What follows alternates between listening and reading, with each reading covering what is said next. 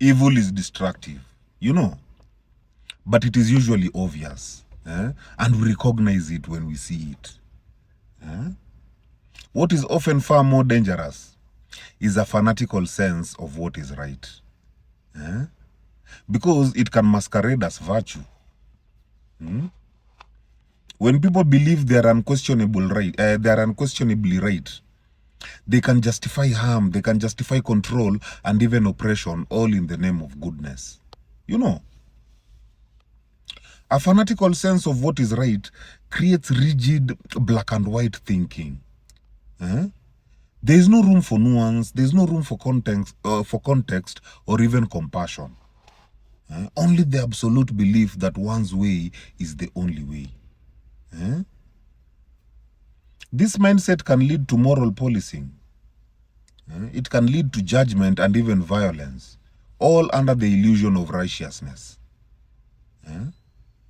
Unlike obvious evil, fanatic righteousness is insidious, because it convinces both the individual and others that harm is necessary for a higher purpose.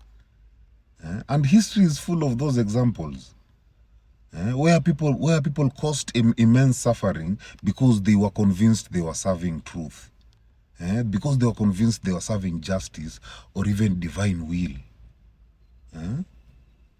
At its extreme, it becomes dangerous because it refuses to self-reflect. At least evil knows it is evil. My friend, fanatic righteousness never questions itself. Psychologically, fanaticism is rooted in insecurity and fear. When people cling too tightly to what they think is right, it often masks an underlying terror of being wrong. It masks an underlying terror of losing control or even facing uncertainty. This cognitive rigidity shuts down empathy and curiosity, replacing them with dogma. It creates an us versus them mentality, where anyone who disagrees becomes an enemy to be silenced rather than a perspective to be understood. While spiritually, a fanatical sense of what's right disconnects one from humility. True spiritual growth invites open-hearted discernment, not rigid moral superiority.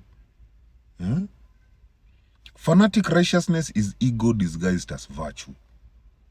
It seeks to dominate, not to heal. Spiritually mature individuals understand that truth is layered, it is evolving, and it is deeply personal. And they respect the free will and journey of others rather than imposing their own vision of right.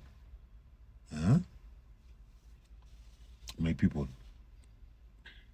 the one thing worse than evil is fanatic righteousness, because it hides behind the mask of goodness, leaving no room for questioning or even growth.